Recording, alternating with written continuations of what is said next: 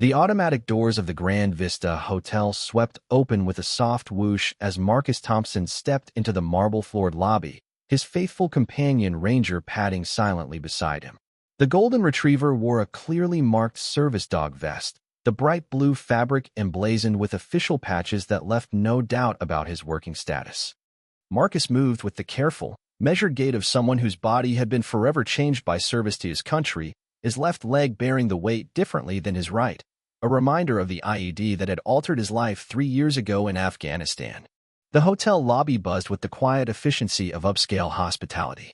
Crystal chandeliers cast warm light across polished surfaces, and the subtle scent of expensive flowers drifted from elaborate arrangements positioned throughout the space.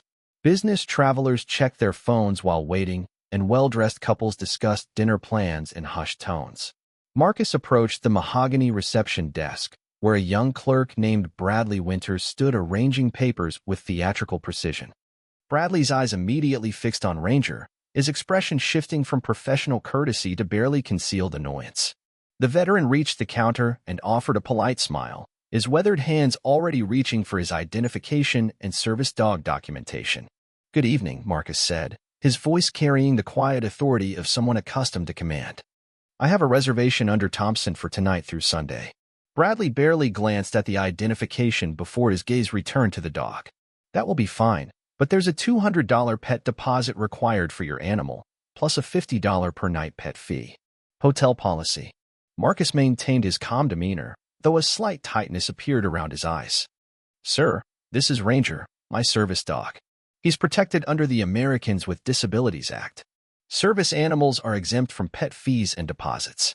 The clerk's laugh carried an edge of condescension. "Right, everyone says that these days. I need to see some kind of official registration or certification for your emotional support animal." "He's not an emotional support animal," Marcus replied patiently, his military bearing evident in his straight posture despite his injuries. "He's a service dog, trained specifically for my combat-related disabilities. The ADA doesn't require registration or certification. I have his training documentation if you'd like to review it." Bradley's expression hardened. "Look, I don't care what you call it. Hotel policy is hotel policy. No exceptions. You want to bring your pet, you pay the fees. It's $250 total, cash or card." The conversation had begun to draw attention from other guests in the lobby. A businessman at a nearby seating area lowered his newspaper, and a couple waiting for the elevator turned to observe the exchange. Marcus felt the familiar weight of public scrutiny, the uncomfortable awareness that his dignity was being challenged in front of strangers. "Sir," Marcus said, his voice remaining steady despite the growing tension, "I'm a disabled veteran. This dog is medically necessary equipment, just like a wheelchair or crutches. Federal law protects our right to access public accommodations without discrimination. I don't care if you're the President of the United States," Bradley snapped, his voice rising enough to echo across the marble lobby. "Rules are rules. You pay the pet fee or you find another hotel. Simple as that. Before we continue, let us know where you're watching from and what time it is for you. Your comment helps our community grow stronger." "Thanks, and let's get back to the story." Marcus reached for his wallet, not in surrender but to retrieve additional documentation. From a worn leather billfold emerged his military identification, disability rating paperwork, and Ranger's detailed training certificates.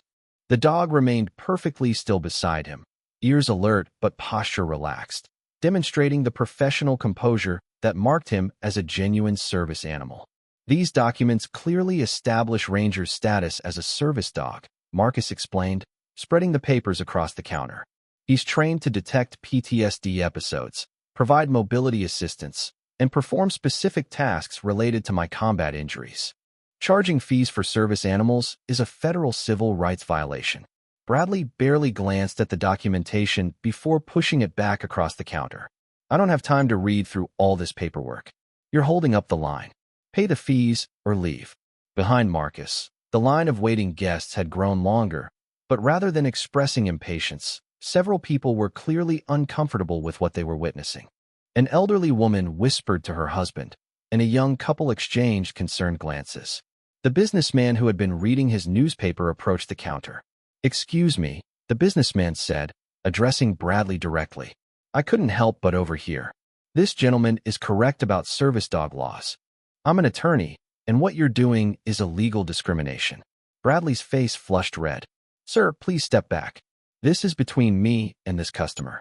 Hotel management will support my decision. The attorney handed Marcus his business card. I'm David Chun, Civil Rights Law. If you need legal assistance, please don't hesitate to call.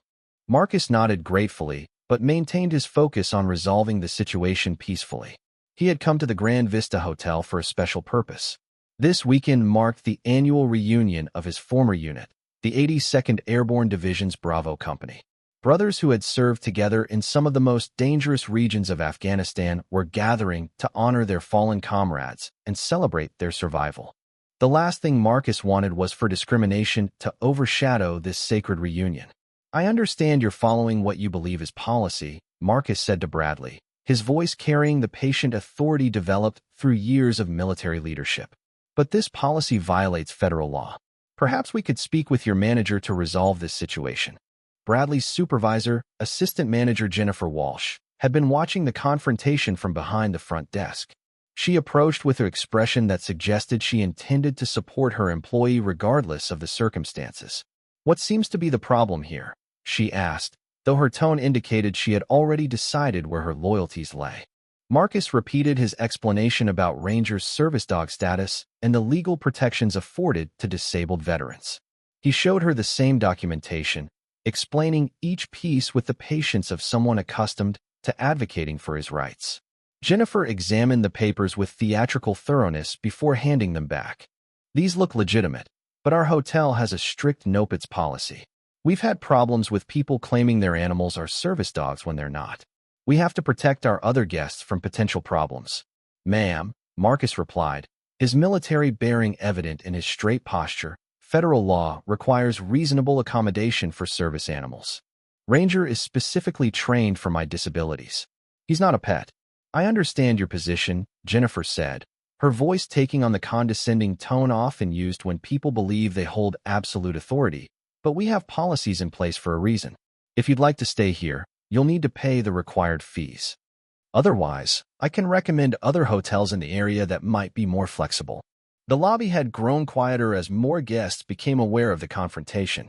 Several people were now openly staring, and Marcus could feel the familiar weight of public attention that came with being singled out for discrimination. Ranger sensed his handler's stress and moved slightly closer, providing the subtle support that was part of his training. What Marcus and the hotel staff didn't know was that David Chun, the attorney who had offered assistance, was already taking action. As soon as he stepped away from the counter, he began making phone calls. His first call went to the Department of Justice Civil Rights Division. His second call went to the Regional Office of Disabled American Veterans. His third call went to a contact at the local news station who specialized in civil rights stories. But the most significant call came from an unexpected source. Captain James Rodriguez, retired Army and now a successful businessman, had been sitting in the hotel bar when he heard raised voices from the lobby. When he investigated and saw a veteran being discriminated against because of his service dog, Rodriguez immediately called his former commanding officer, now Brigadier General Patricia Hawkins. General Hawkins was at her home in Arlington, Virginia, when her phone rang. Rodriguez's explanation of the situation triggered an immediate response. The general had zero tolerance for discrimination against disabled veterans, and the fact that this was happening during a military reunion made it even more egregious. Rodriguez, she said, her voice carrying the authority of 3 decades in military service, you stay there and document everything. I'm making some calls. Within minutes, General Hawkins had contacted the Department of Veterans Affairs Office of Inspector General, the American Legion's legal department, and the office of Senator Patricia Murray, who chaired the Senate Veterans Affairs Committee. Each contact triggered its own chain of responses, creating a network of advocacy that spread across multiple agencies and organizations. Meanwhile, at the hotel counter, the confrontation was reaching a breaking point. Marcus had maintained his composure throughout the exchange, but other guests were beginning to voice their opinions about what they were witnessing. "This is disgusting," said the elderly woman who had been whispering to her husband. "That man served our country, and you're treating him like a criminal." The young couple who had been watching the scene approached the counter. "We'd like to pay for this gentleman's room," the husband said. "If your hotel wants to discriminate against veterans, at least let us show some respect." Marcus turned to acknowledge their kindness. That's very generous, but this isn't about money. It's about basic civil rights and dignity. Jennifer Walsh was beginning to realize that the situation was spiraling beyond her control. The lobby was filling with guests who were clearly sympathetic to Marcus, and the hotel's reputation was taking a beating with each passing minute. But the momentum had already shifted beyond the hotel's ability to manage. David Chin had returned to the lobby, his phone pressed to his ear as he coordinated with federal agencies.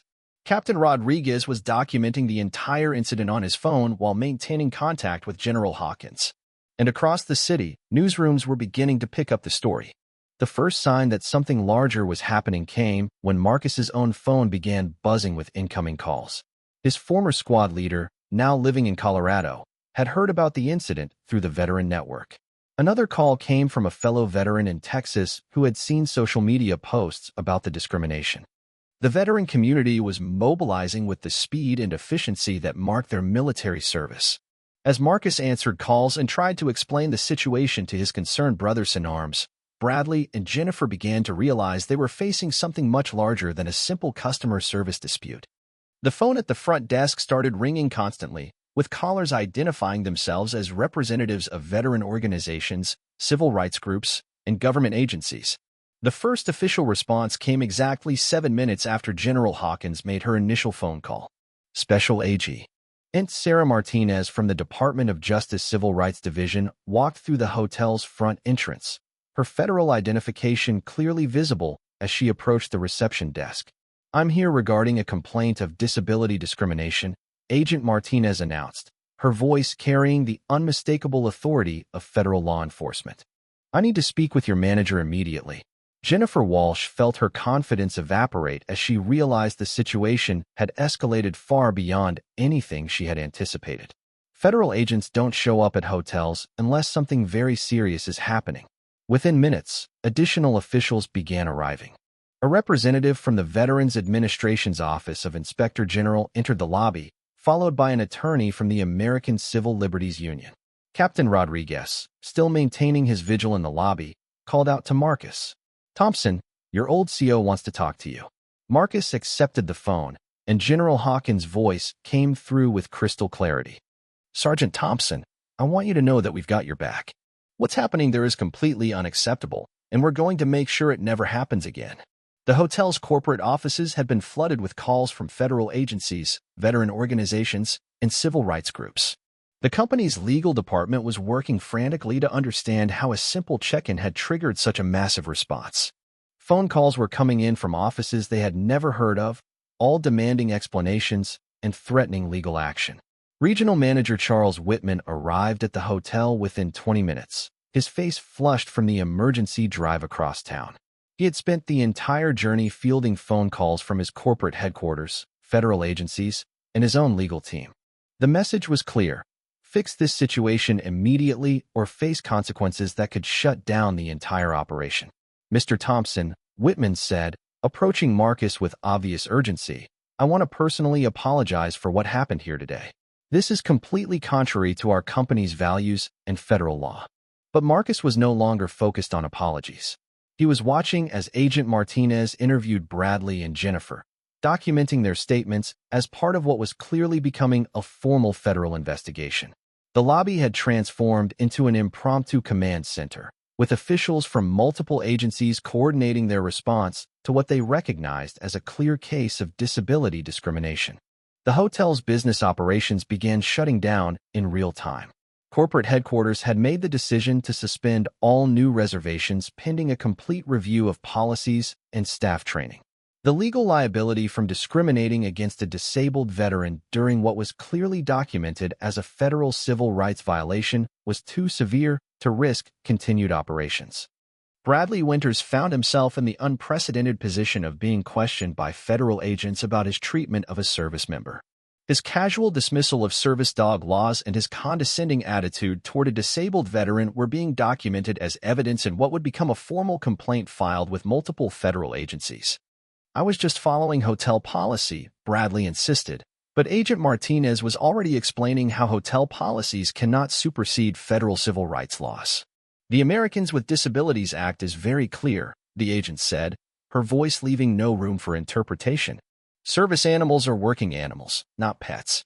Charging fees for service animals is illegal discrimination, and doing so against a disabled veteran makes this a particularly serious violation. As the evening progressed, the hotel lobby became a gathering place for members of Marcus's former unit who had heard about the incident. Veterans began arriving to show support for their brother, creating a powerful visual of military solidarity that underscored the seriousness of what had occurred. Staff Sergeant Williams, who had served alongside Marcus in Afghanistan, arrived with his wife and immediately sought out his former comrade. "Thompson, we heard what happened. The whole unit is talking about this." The presence of multiple veterans, all expressing outrage at Marcus's treatment, created additional pressure on hotel management. These weren't just customers complaining about service. These were American heroes who had risked their lives for their country and were witnessing one of their own being discriminated against because of his service-related disabilities. Corporate executives from the hotel chain's headquarters began arriving by evening, their faces reflecting the severity of the situation they were facing. The company's stock price had already begun declining as news of the discrimination spread through social media and news outlets. The legal department had calculated potential damages in the millions, and that was before considering the long-term reputational damage. "Mr. Thompson," said Corporate Vic. President Rebecca Hamilton, her voice reflecting genuine distress, "I want to personally assure you that what happened here today will never happen again. We're implementing immediate changes to prevent any recurrence of this situation." But the changes went far beyond simple policy updates. Federal investigators had discovered that the Grand Vista Hotel had a pattern of charging pet fees to guests with service animals, indicating systematic discrimination rather than an isolated incident. The investigation revealed inadequate staff training, discriminatory policies, and a corporate culture that prioritized revenue over civil rights compliance. Within hours, the hotel's operations were suspended pending a complete overhaul of policies and procedures. Staff members responsible for the discrimination were terminated, and the company agreed to pay substantial fines and damages. The settlement included mandatory training for all employees, regular audits by federal agencies, and significant financial compensation for Marcus and other disabled guests who had been illegally charged. As Marcus finally checked into his room, Ranger beside him, he reflected on how quickly justice had been served. The veteran community had mobilized with military precision, federal agencies had responded with appropriate authority, and a corporation had been held accountable for discriminating against disabled veterans. The reunion weekend that had brought Marcus to the hotel proceeded as planned, but with an additional element of pride. His fellow veterans had witnessed their community's power to protect its own members and ensure that discrimination would not be tolerated. The incident became a powerful reminder that service to country creates bonds that extend far beyond military service, and that those bonds include a commitment to protecting the dignity and rights of all veterans. The Grand Vista Hotel incident became a case study in how quickly and decisively the system can respond when disabled veterans face discrimination. From the moment Marcus was first challenged about Ranger's status to the hotel's operational suspension took exactly 7 minutes, demonstrating that some forms of injustice will not be tolerated by a society that values military service and disability rights. The story spread throughout the Veter and community as an example of what happens when discrimination meets the full force of military brotherhood, federal law enforcement, and corporate accountability. Marcus Thompson had walked into that hotel as a disabled veteran seeking simple accommodation for his service dog. He left as a symbol of dignity defended and justice served, with a community of brothers who had proven once again that no veteran stands alone when facing discrimination or injustice.